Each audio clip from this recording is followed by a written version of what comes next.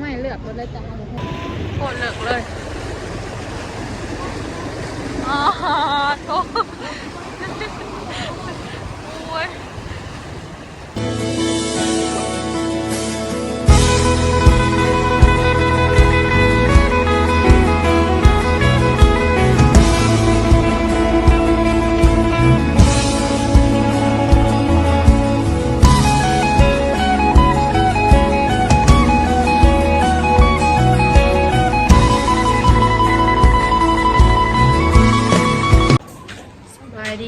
สบายดีและสวัสดีจ้าสวัสดีFC ทุกคนนะจ๊ะโซแคทกำลังสิไปตลาดสี่มุมเมืองเนาะสิไปหาซื้อแนวเห็ดกินตอนแรกไปกับป่าเนาะเดี๋ยวสิไปถ่ายบรรยากาศให้เบิ่ง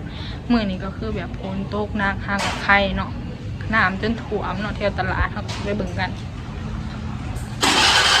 นี่ก็จะถ่ายลงน้ำจนท่วมทางเนาะฝนตกเนาะถนนก็ลื่นสุ่มสื่อแห้งจะไม่เนาะอันนี้ตลาดก็ขึ้นแต่นี่ก็ลายเนาะคนมาซื้อกันแต่แพงแต่กันยาวเลยก้านยาวมันเขาเรียนปะ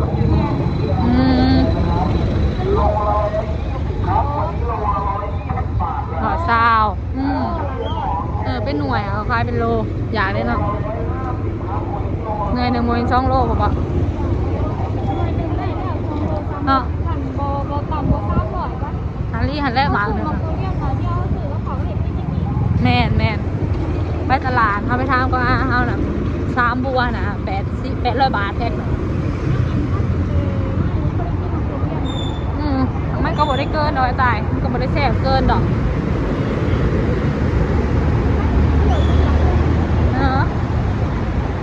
พ้นน่ะสิมาอีกแล้วได้นี่นะ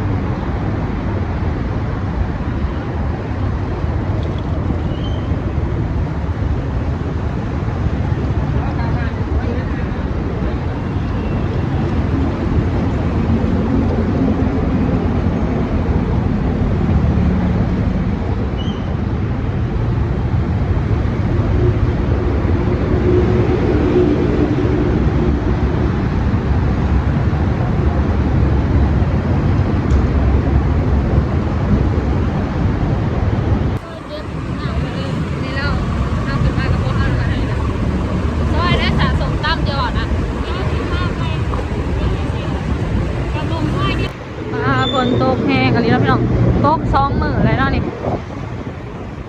ป้าจนมาได้ไปเหตุงานแล้วก็ปิดก่อนเลยจ้า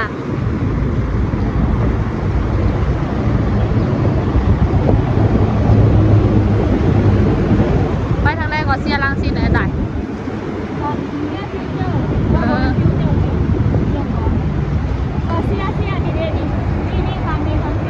ก็ไม่เห็นอะไรนี่นะป้ายทางเขากลัวเอาแต่ยังมายังกันเนาะถ้าเราอยากกันเพื่อนของคนกับบ้านเราน้องหัวก็ทำ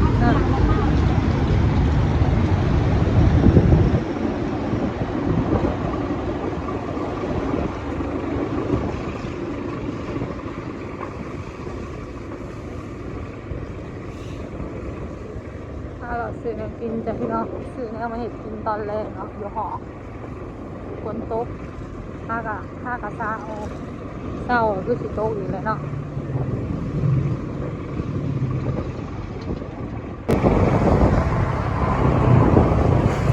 ที่เรื่องๆหน่อยตลาดยังไงตลาดก็มาติดได้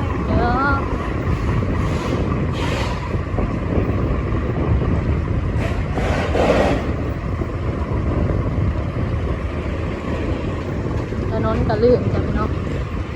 ฝนตกเนาะ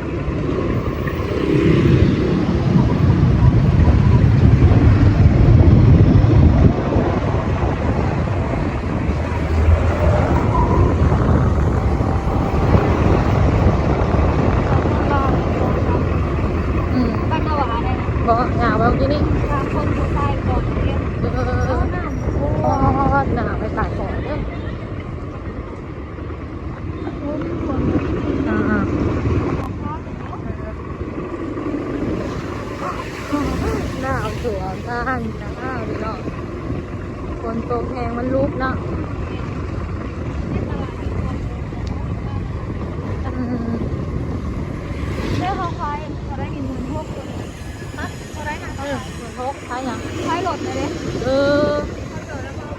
นเละ 1,600,000 1,600,000 1,600,000 1,600,000 1,600,000 1,600,000 บาทเงินทุกเป็นบ้านจะมาเบิกเจ้าเงินทุกเดียวจ้างรถเก่าๆเนาะ ถ้าเป็นที่บ้านเอาพอสรุปไปให้ดูเป็นบ้านอย่างไรนี่ เนาะก็หาเงินยกมาลงทุนได้หรอกท้ายนะ เนาะรอทายไม่นั่ง ท้ายพักท้ายแบบของใหม่ก็ได้แบบบ้านเข้ากับโมมี่เนี่ย บ้านนั้นบ้านนี้เนาะ ก็หน้าค่ะพี่น้องน้ำท่วมตลาดแล้วมีซาลามาหลอดตลาดน้ำท่วมทาง เนี่ยแล้วหัวทายยังนั่ง เออเดี๋ยวเรื่องนนทางกับมันอย่างอีกอย่างเนาะจะไงจ้ะ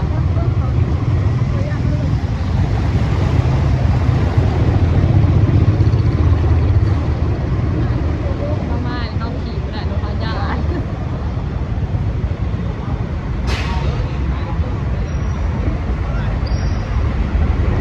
รถเข้ามาแล้วมันแล้วดีหน่อยเด้อแล้วยาวเลยเจอปันเนี่ยตลาดมันจะแปดเลย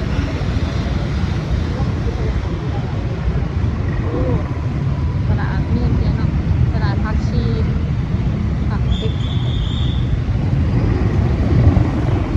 รับความตลาดจ้ามันซื้อของจะได้ยังไงมาเบิ่งกันจะพี่น้องเอฟซี โทรไปนี่เราจะโทรไปทางจอดนี้เนาะ จอดนี่เสียวเด้เสียวแหงอะไรว้าปวดเสียวเลย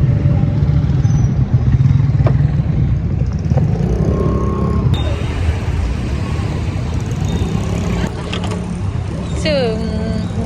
เคิงโล่เฮ้ยชื่อกุ้งอีกเคิงโล่ได้ปะ เอาทางปลูกเอาทางปลาหมึก ฟาดใส่กัน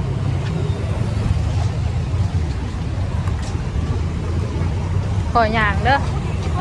เอาปลาหมึกทางหนึ่ง เดี๋ยวลองเบิ่งก่อนมันแพงอยู่ ไปทางเขาบอกว่า ไปทำมันก่อนตลาดจ้าพี่น้องเอฟซีชาวแทนทักษิมาหลอกน้องตลาดสดเจ้าคือกันระว่างพลาดขออย่าง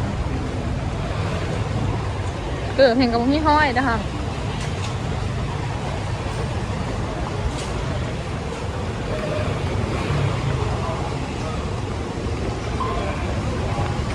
น้ำท่วมตลาดแล้วจ้า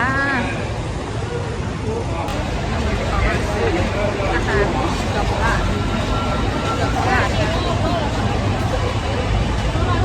โลละ90เอาเป็นโลละ90 บาท ฮะ เอาน้ำได้ปลาหมึกอันใดบอกวิมันจะได้ ไม่เลือกรถได้จังเอาหมู เอาวิมันจะเอาปลาหมึกได้หลาย ก็เห็นแต่แบบนี้ได้บอก เอาเป็นโลเหรอหรือเอาเป็นเข่ง แต่เอารถถึกจะเอา อันนี้เอาเข่งโลจ้ะเอาเข่งโลนะคะ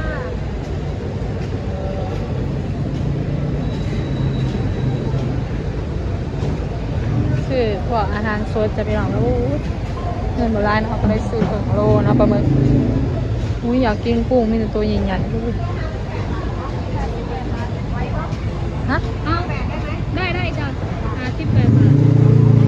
ถ้าโลนึง90 บาท ร้ายอยู่นะ โลนึงนะ ถึงโลนะร้ายอยู่พอกินอยู่ เนี่ย พออยู่แล้วเนาะสามคนอะค่ะ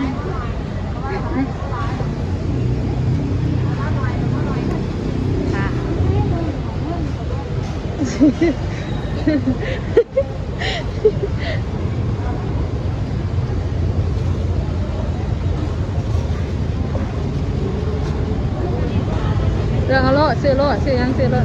มาจอดแล้วเอามาคุมเขา เท่าไหร่มาดอกพ่อเลยไปพักได้ไปซื้อจ้ะ ถ้าขับไปถึง โอเค โอ้มัน ขอ โล เด้อตะกี้100บ่ นี่โลละ100ตัวนี้โลละ90 บาท โอ้ซื้ออันปลาหมึกจ้าพี่น้องเขาสิซื้อปลาหมึกเมื่อพัดกะเพราเนาะบ่าววิเพิ่นอยากกินผัดกะเพราบางกินนี่น่ะอย่างเขาว่าบางกินน่ะเกือบล้ม เจ้าน่ะระวังเด้อขออย่าเด้อเกิบเฮามันบ่มีหอย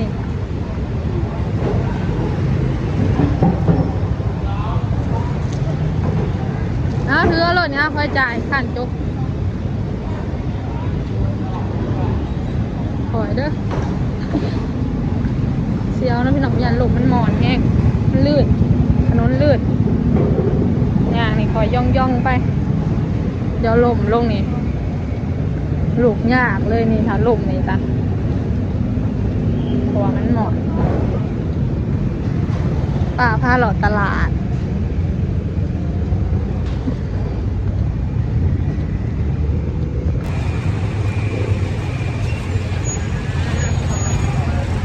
หลอดตลาดสดซื้อผักจ้ะซื้อบักกวนกล้ามจะได้เป็นลายแต่ว่า มันควรเขาไปเถื่อทำไม น่ะบอลายดอกมันใส่บอลายดอกกินแต่ปลาหมึกหึ เอาสิเอายังไปพัดเคยซื้อบอกเป็นเด้งแนวใส่พัด เด่นนะห้องพ่อใหญ่นะห้องพ่อใหญ่เด่นก็ผักกะเพราใบกะเพรา ไม่ใช่หัวใหญ่ นี่ ไม่ใช่ใบกะเพรา เหมือนไพ่ตูบ่เหมือนไพ่ตูบ่ สีไปใส่ตะกร้า นี่ตลาดสดของสดเยอะเลยจ้าพี่น้องเอาตัวนี้เนาะเนาะ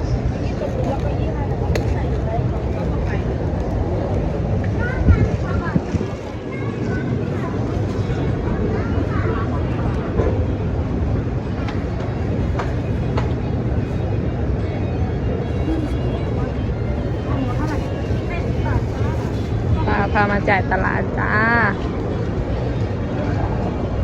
ยังจะมากลัวไม่เจอ แม่น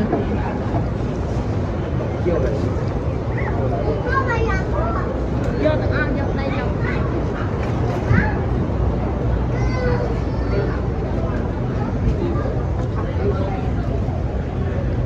นี่สาวลาวพาเราส่งตลาดจ้าพี่น้องมีแต่แนวอย่างอยู่เนาะแต่ว่าเงินทางบอลลายเขียบหมูเขียบกุ้ง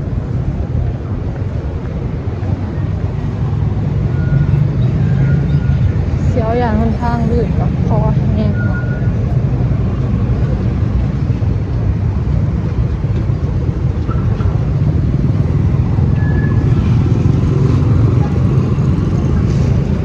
ออกมาแล้วตลาดเขาซื้อปลาหมึกแล้วก็พวกใบกะเพราเนาะที่มาผัดกะเพรากินกันพี่น้องแล้วก็น้ำกับปลาอ๋อเขาเขียนไว้เนาะอาหารทะเลพวกหมูเผือกเนื้อผักเนาะตลาดนี้ตื่นเต้นเนาะมาเบิ่งตลาดเลยมันต่างกับบ้านทางนี้ตลาดสดตลาดใหญ่อยู่ตลาดสี่มุมเมืองนะพี่น้องคนลาวกับโคตรร้ายเนาะก็จำเห็นเปลี่ยนผิดงานเนี่ยร้ายแฮง นี่ตลาดก็มีเขาคอยถึงในน้ำเยอะ อ๋อ เลยก็เขาหลอก อยากกินเนี่ยเนาะ เขาสีค้างใส่หมองมาแล้วไว้ในหมองเป็นตู้อยู่ สดบ่ ในแม่ตัวซอสเป็นมีตัว อื เขาบอกว่า มอยากเลยเนาะพี่เนาะอยากสักแกจะกินกุ้งไหมหนาวแต่มันแพง เมื่อไหร่กินหมึกไปก่อนหมึกโลละแต่ได้ก็10 บาททั้งเอาครึ่งโลครึ่งกับประมาณกูใกล้ครึ่งกับประมาณ58 บาทเนาะ58 บาทจ้าพี่น้อง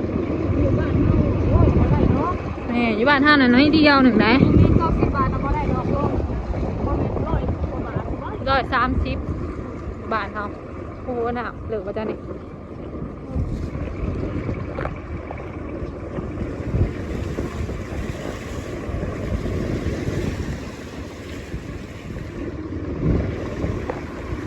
ตัวแห้งเนาะตลาดเนาะ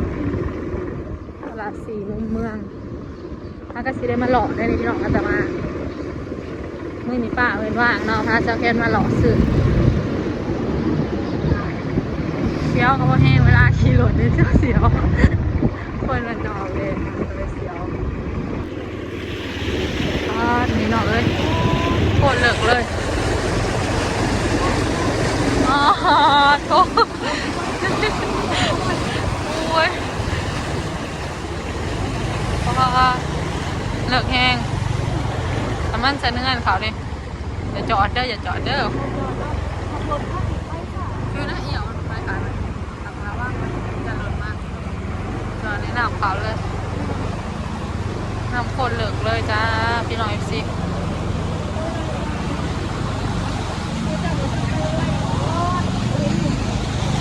แจ้งมาแล้วนะ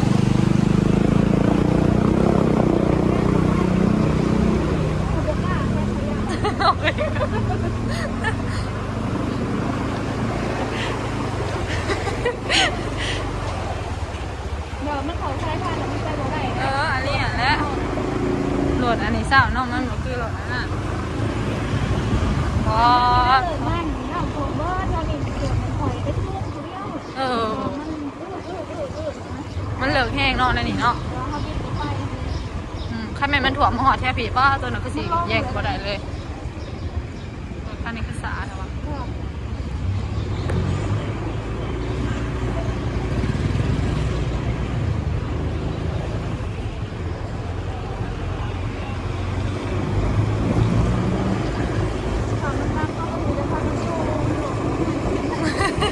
ก็จูงเหมือนกันจูงในหนามเนาะแต่เสียห่อเฮ้ยทางหนากันเหลืออีกอ่ะ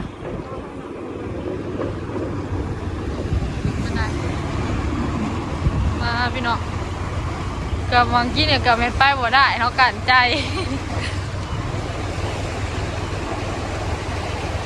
เห็ดบ้านงานดิศึกษาเห็ดบ้าน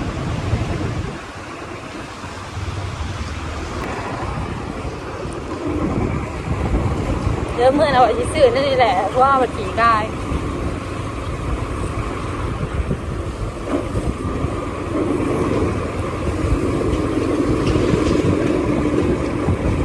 ก็ไม่อีกเลยนะก็แบบกระโต๊ะอีกแล้วเลยสิล่ะ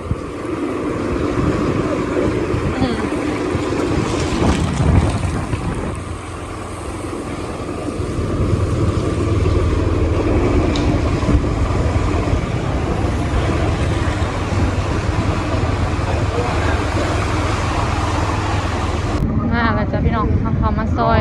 ทางลงแล้วทางสื่อหมกถั่วเนาะ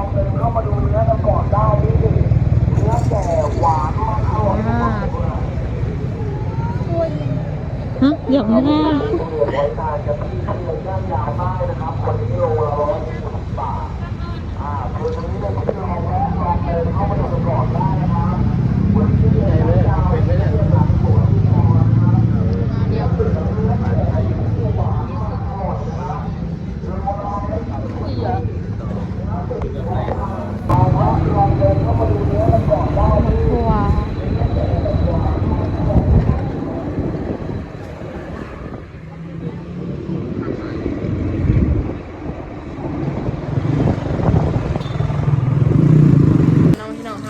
ซื้อแล้วเนาะ